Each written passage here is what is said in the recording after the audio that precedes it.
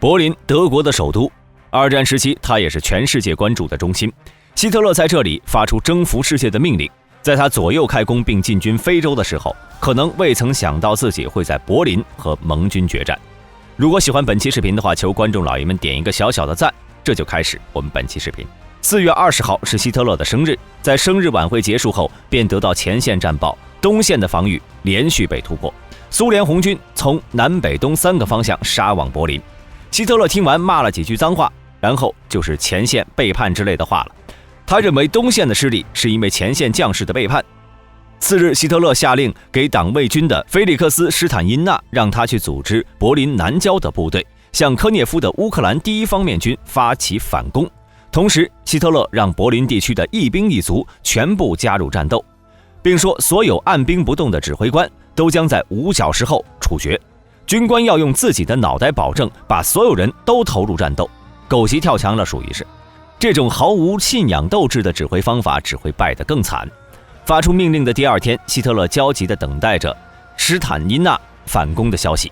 不过施坦因纳并没有打算执行他的命令，就他手底那几个残破不堪、七拼八凑的部队去打士气正盛科涅夫的坦克集团军，和送死没有什么区别。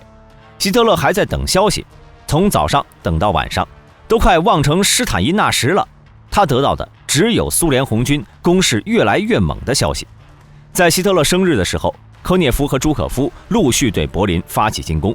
同日上午，克罗索夫斯基白俄罗斯第2方面军经过1个小时的炮轰后强渡奥德河。他之所以比朱可夫、科涅夫晚了几天，是在格丁尼亚地区肃清当地残余的德军。晚打也有晚打的好处，德军防线已经被朱可夫、科涅夫的军队撕碎。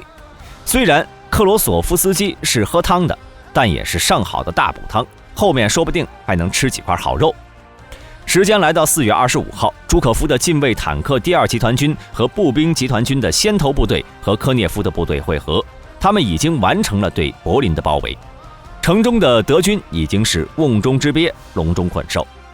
乌克兰第1方面军的近卫第5集团军和在美军的第1集团军在易北河附近会师，把柏林北面的德军集团合围，对纳粹德国的战争将进入到最后的尾声。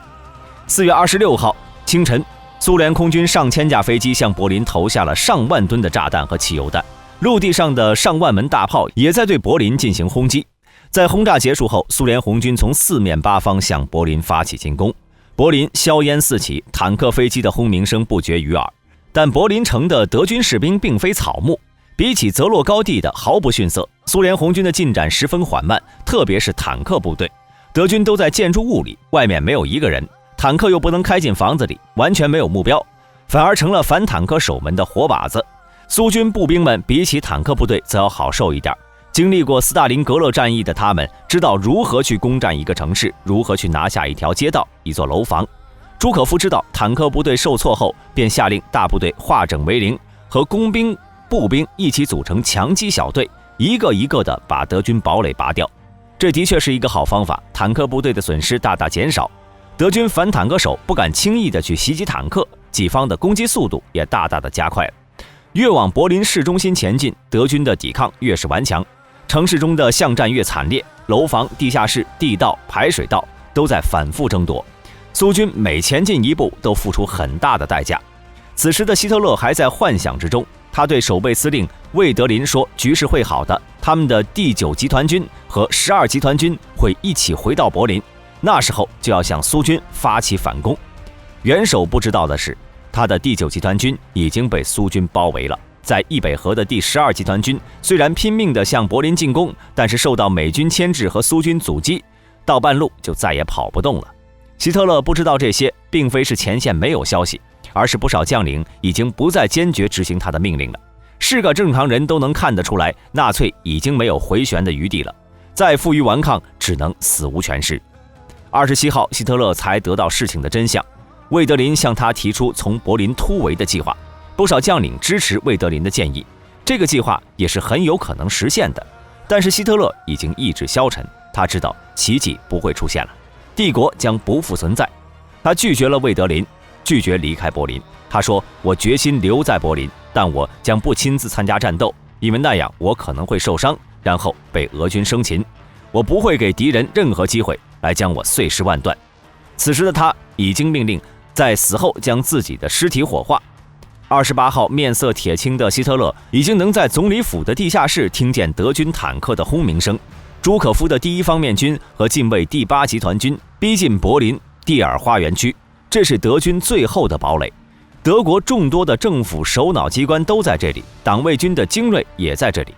下午，苏联红军切断柏林与外界的联络。29号深夜，拿下国会大厦外围的内务部大楼，防守德军全部阵亡。而希特勒和他的女友艾娃·布劳恩在地下室的一间小会议室举行了一个简单凄惨的婚礼。在举行过简单的仪式后，他把一位女秘书叫到房间，口述了自己的遗嘱，指定海军元帅邓尼茨为他的接班人，还指定了新政府的组成人员。同时，在他自己自杀后，将他们夫妇的遗体火化。次日，希特勒和布劳恩在寝室服毒自杀，之后尸体被火化。第2次世界大战的发动者希特勒死亡。现在希特勒在网上说的最多的是，并非是发起2战，而是奥地利落榜美术生。他2度被维也纳艺术学院拒绝，在父母仍在的时候，他看到了维也纳好的一面，灿烂的一面。父母双亡，失去经济来源后，他看到了维也纳底层的一面，在街头行乞卖画扛行李。后来他回到了奥匈帝国参军，参加了第1次世界大战。战后德国的衰落刺激了他，之后加入政坛，开始走向极端，用他惊人的口才和手段扩大自己和纳粹的影响力。再后来就成了我们现在看到的他，2战的罪魁祸首之一。艾娃·布劳恩1929年在海因里希·霍夫曼的照相店中工作。霍夫曼是希特勒的专用摄影师，因此认识了希特勒，后来成为了希特勒的伴侣。当时他才17岁，希特勒比他大25岁。在希特勒自杀后，德军并没有立刻投降。30号下午，苏军继续向国会大厦发起冲击。在战斗中，苏军攻下了大厦下面的楼层，上面的守军还是不愿意投降，两军只能继续一层楼一层楼的争夺。21点50分，苏联英雄米哈伊尔·耶果罗夫中士和麦利唐·坎塔里亚下士将苏联的红旗插上了国会大厦主楼的圆顶，诞生了那张著名的照片。深夜，德军通过广播请求停火，请求谈判。德军陆军总参谋长克莱伯斯打着白旗从地下走了出来，告知苏军希特勒已经死亡的消息。5月2号，魏德林签署投降令，并电告残余德军停止抵抗。到了下午，柏林守军全部投降。经过16个日夜的血战，纳粹德国的最后堡垒被攻下。5月8号，欧洲上空持续了6年的枪炮声停止了，世界历史将从一个阶段走向另一个阶段，盟军开始集中在东方。那么大家对这件事情有什么看法呢？欢迎在下面的评论区留言。好了，今天的视频就到这里，想了解更多记得点个关注，下期视频我们不见不散。